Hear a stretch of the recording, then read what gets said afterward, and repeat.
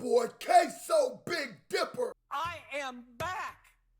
What it do, baby? And today we are reacting to Kendrick Lamar Father Time featuring Sampha. Now, I don't know if I've even heard this song. I've reacted to all of Kendrick Lamar's albums exclusively on the Patreon. Go join the Patreon. But yeah, I don't know if I've ever heard this song, and I definitely haven't seen this performance, but going off of those other two Kendrick performances, I'm starting to think this nigga might be the best live performer in hip-hop, and I'm just having so much fun reacting to him. I said we might as well. Come on. Hit that thumbs up on the... Oh, I forgot that. I forgot the rest of my intro. Once again, Kendrick Lamar. This guy, and I'm pretty sure this video is going to get blocked because this is on SNL, and you guys are going to see this hella later. So today is September 11th. You let me know in the comments what is the day y'all end up seeing this reaction. I'm very interested to know. I come from a generation of home invasions, and I got daddy issues, that's on me. Every time that four was that taught me, them habits better. I'm sorry. That nigga sort of look like Gunna to me. Am I tripping? Am I tripping? Why I said wanna. Oh. Once again, Kendrick Lamar. Set, though. I come from a generation of home invasions, and I got daddy issues, that's on me. Every time that four was that taught me, them habits buried deep. That man knew a lot, but not enough to keep me past them streets. My life is a plot, twisted from directions that I can't see. Daddy issues. My life is a plot, twisted from directions that I can't see. That's some of the realest shit ever. I think there's a struggle, and you know, when in my reactions, a lot of times I'm going to reference being a black man or the experience of a black man because that's the experience I have in this world. But I'm sure I see it in girls. I see it in a little girl who starts liking shit that deemed to be masculine. So then she starts questioning her femininity, and she starts saying things like I'm a tomboy and stuff like that. And she tries to define herself when we're not definable, right? And she might just be well, sure, throw the ball good than a motherfucker, right? Might be girly as all hell, right? Or as a black man, we start trying to like define that. And so if you don't maybe dress a way, speak a way, if you don't have some experiences, if you don't have, they will start, if you don't talk a certain way, we start stripping it from you. Like, oh no, that's not black. So then for some people, they have to overcompensate and over nig it up, you know? Over nigging it up is crazy.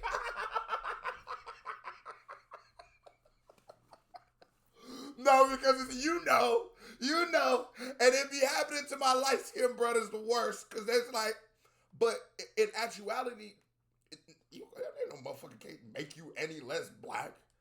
This isn't, but we just trying to define things we can't define, and for those of us experiencing it, bro, it be confusing. And sometimes you be questioning yourself. And it's like, from as simple as the race of the person you might be attracted to, think all these things, you question yourself and your place in this world. And it does feel like a lot of the decisions and outcomes of our lives feels a little predetermined. And if you believe in religion, then they 100% will. Them streets, my life is a plot, twisted from directions that I can't see. Daddy issues, ball across my head, told me bumper foul, I'm teary-eyed. Wanna throw my hands, I won't think out loud, a foolish pride. If I lose again, won't go in the house, I stand outside, laughing with my friends, they don't know my life. Daddy. And I definitely have that feeling.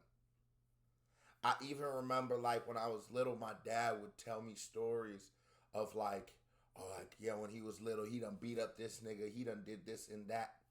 So then I would go in the world, and if I got into a fight in the neighborhood, I'd be like, man, hell no, my dad wouldn't have just took that. So I couldn't take this L. And that was a big problem I had in life, because sometimes it's just best just take your little ass whooping, because you're going to keep escalating, just keep getting your ass whooped. But I couldn't take it. And I just, even with my big brothers, I was the kid who would be coming back snotting, trying to keep getting my fade in, getting my ass whooped. It's like, I think in music, when you're honest, the human experience isn't as unique as I think we all think it is, right? And we're not all on this island that we think we are. And nigga, I've learned from the UK, I've lived in Nigeria, and I've lived in the north of America, I've lived in the south, I've been out west, I've been out east.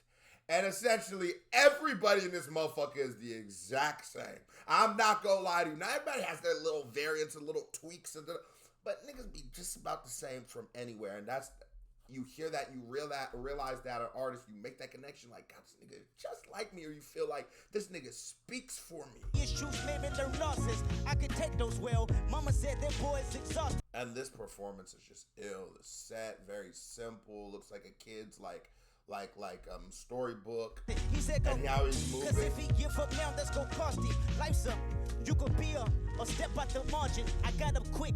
I'm charging baskets and falling backwards, trying to keep balance. Oh, this the part where mental stability meets talent. This the part he breaks my humility just for practice. Tactics we learned together. Sore losers forever. Daddy issues. Early morning wake ups, practicing on day offs. Tough love, bottled up, no chase I need. No chase I need, no chase I need, no chase I need. Oh my God. What is this? So, like, I discovered Rich Spirit again recently at Planet Fitness. I would say probably like 5 months ago. I reacted to the song, I think, when it came out. Reacted to it when I originally reacted to the album and listened to the album. Then all that time later, when I did it live for my Patreon, I reacted to it again when I reacted to all of Kendrick's albums. Listened to it all those times. And for some reason, when I heard it in the gym and I seen that video with the red on and shit, that song sounded different. I'm like, what is this? This is the best song I've ever heard in my life. And I'm having a very similar experience with this. Cause I'm like, nigga, what the fuck where has this song been? No chase, early morning wake ups, practicing on day offs. Tough love, bottled up. I've never trusted a nigga with a mustache. I don't know what it is. To me, a beard is cool, obviously. But a mustache, that's where I gotta draw the line. No chase I need, no chase I need, no chase I need, no chase I need, no chase I need. I got daddy issues, that's on me. Looking for I love you, barely empathizing for my relief. A child that grew accustomed, jumping up when I scrape my knee. You see the walls closing in on him? You see the walls closing in on him? Barely empathizing for my relief. A child that grew accustomed, jumping up when I scrape my knee. If I cried about it, he surely tell me not to be weak. Daddy issues hit my emotions, rarely express myself. Man should never show feelings, being sensitive never help. His mama died, I asked him why he going back to work so soon. First reply, son, that's life. Bills got no silver spoon. Daddy. Oh my God. And I empathize for my dad's generation so much. And I always say, like, and you sort of see it in me and my brother's behaviors. Like, my dad's slick is like sort of like a hippie. Like so there's he be, and I not politically, like I was saying, liberal, but he's just a little more liberal. Like, my dad gonna be cool with some shit. Like, my dad's not gonna think it's the end of the world if you smoke weed shit. Like, you understand what I'm saying? My dad's not that kind of guy, but I do think of some of the pressures. And I do think he's the oldest son, and I do think he comes from a generation where when a man wasn't allowed to be a human, and when you be like a robot and a soldier, and he always allowed us to express ourselves and to feel and to be emotional and to feel all these things, but he didn't ever get that experience, and I empathize for him dearly for that. Issues bump everybody. Get your money, son. Trust yourself. Trust nobody. Only your mama know. This made relationships seem cloudy. Never attached to none. So if you took some likings around me, I might reject the love. Daddy issues kept me competitive. That's a fact. I don't give a what's the narrative. I am that. When Kanye got back with Drake, I was slightly confused. Guess I'm not mature as I think. Got some healing to do. Egotistic, zero giving. Be specific, need assistance with the way I was brought up. What's the difference when your heart is made up? And your tongue is this with. No, this is the most beautiful thing I've ever heard in my life, because it is. You start realizing that your struggle and your trauma and everything you go through in life can't be taken from you. And you sort of gotta appreciate it, because I like that about Kendrick. I like that you not like none of these pussy ass niggas who needs to buddy up and be friends. I like that you will stand on your own. I like that when niggas would normally just let a person like Drake take a jab at him because his position in the game. I like that you said, fuck that, nigga. I've been waiting for your head top. I love that about you, because I see that in myself, the fearlessness. But it's like, damn, that shit probably is some trauma, my nigga. That shit probably is some trauma, my nigga. But it's like, God, this is a good song. This is one of the ones. And now I do remember this song, but damn, you gotta feel bad for old niggas, man. The way I was brought up, what's the difference when your heart is made of and your tongue is made of gold, and your heart is made of but it may weaken your soul. Some homies don't got a daddy, grow up overcompensating. Learn something about being man, learn something about being gangster. That's the worst. And your heart is made of but it may weaken your soul. Some homies don't got a daddy, grow up overcompensating. Learn something about being man, learn something about being gangster. I love my fathers for helping me to take off the gloves. And you gotta forgive that generation too, because systematically that generation, you know, which would be like our father's generation, was targeted by the federal government and was targeted, and so and were imprisoned and were politically assassinated, if we're being honest, for a lot of these niggas. And they left a lot of niggas. They created, and are doing too, but they created the power vacuums in places like Chicago's by stripping away our leaders. But our leaders never live. They always kill them. Our leaders always die. And I'm not just acting like Larry Hoover or anything like that is Martin Luther King or Malcolm X, because God, that'd be ridiculous to say.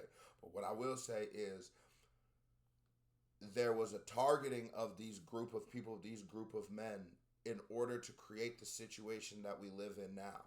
Because if you, there's a book, I can't remember what it's called. God, I can't remember what it's called, but it essentially breaks down how to best form the mind of a slave. And they started to explain that if you the fear of death for some people isn't enough. So you need to attack the spirit. You need to become their God. And that's why religion was taught to a lot of these niggas, and only niggas were allowed to learn how to read were the pastors and shit like that. So you can put the fear of God into these niggas, and when they run, they think if they die, they finna go to hell. That's way better than jail. That's way better than cutting off that nigga foot, because niggas gangster now. But it's like, remembering that, was it this song where I said, yeah, it does feel like the world be pulling you one way or another, or like this shit is predetermined for you. It for sure is. It for sure is. And there was a generation of our people that were attacked. And so when you start hearing shit about niggas being fatherless and shit like that, they'll never give you the context. They will never give you the context. They will never, when they tell you about black on black crimes, they won't ever give you the true statistics. That those numbers are actually not applicable to as big of a percentage of the black community as you might think. And if you use the same metrics for poor black people and poor anybody, violence, drug uses, and crime rates are just about even. And with more white people being in jail than black people, obviously, though there's way more white people in America than black people, so that sort of does make sense. You realize that these statistic numbers aren't that different off. There's just less niggas, and more of niggas are poor than the same percentile towards white people.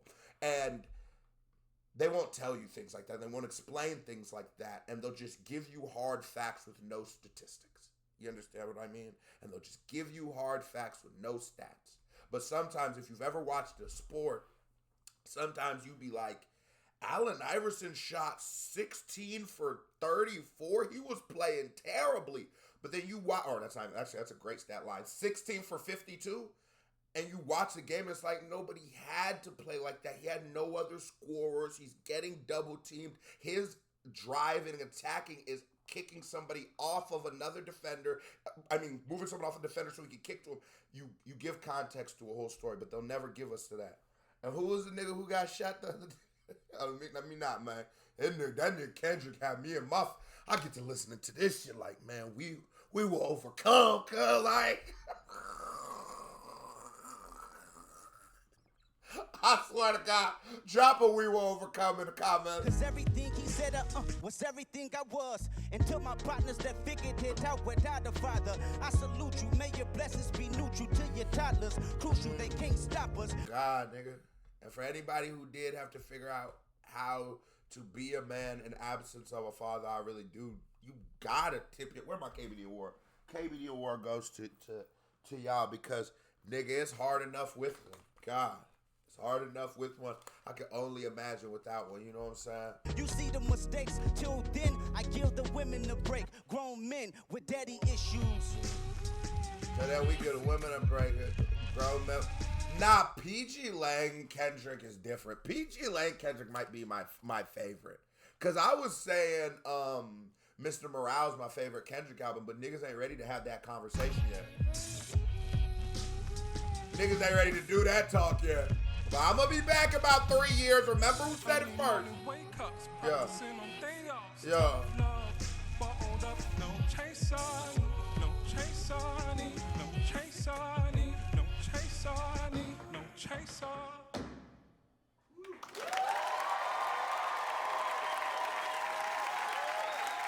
That was ill.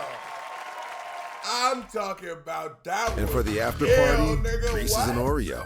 Okay, all right. Yeah, wasn't that ill. That was a certified vibe check. Comes the music video. I'll be right there. Bow, click on it. KBD family. Love y'all. Salute. We out this bitch. No chaser.